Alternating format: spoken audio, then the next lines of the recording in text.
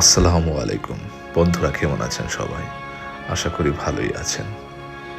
যে ভিডিওটি আপনারা দেখতে পাচ্ছেন এটি সত্যি একটি অনবদ্য ভিডিও। চায়নায় একটি উপত্যকা আছে যার নাম স্নো ভ্যালি।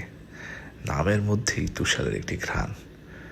বাংলাদেশের মানুষরা তুষারপাতকে খুবই পছন্দ করে। কেনই বা করবে না? এরা সকলেই ভ্রমণ পিপাসু এবং প্রকৃতিপ্রেমী। তো চলুন শুরু করা যাক। আজ স্নো ভ্যালি নিয়ে আমি আপনাদেরকে দু একটি কথা বলবো। বাংলাদেশ থেকে প্রথমে যেতে হয় চায়না গুয়াঞ্জোতে। বাংলাদেশ থেকে চায়না গুয়াঞ্জোর দূরত্ব 2300 কিলোমিটার আকাশপথে। কিন্তু অবাক করার বিষয় হচ্ছে যে চায়নার অভ্যন্তরেই এক শহর থেকে যে আর এক শহর দূরত্ব, তা বাংলাদেশ থেকে চায়নার দূরত্ব যেহেতু অনেক বেশি ভাবা যায়, কিন্তু আসলেই তা। 2300 কিলোমিটার পথ পাড়ি দিয়ে যখন চায়নার গুয়াঞ্জোতে পৌঁছালাম, সেই গুয়াঞ্জো থেকে হারবিন যেতে আকাশপথে প্রায় 2800 কিলোমিটারের পথ। হারবিন পৌঁছানোর পর আমাকে প্রায় আরও 280 কিলোমিটার পথ পাড়ি দিয়ে এই স্নো ভ্যালিতে যেতে হয়েছিল।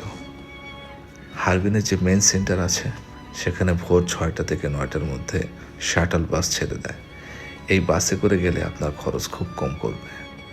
এই কম খরচের মধ্যে আপনি পৌঁছে যাবেন এই অনবদ্য নগরী স্নো ভ্যালিতে। স্নো ভ্যালিতে আপনাকে থাকতে হলে প্রতিদিন 400 ইয়ন গুনতে হবে। বাজেট আসলে খুবই ফ্রেন্ডলি। 100 টাকা হোটেলের জন্য, 100 টাকা হয়তো আপনি খাবার দাবারের জন্য, আর চলাফেরার জন্য 100 টাকা, আর 100 টাকা হচ্ছে কোথাও যদি আপনি প্রবেশ করেন সেই টিকিট ভাড়া।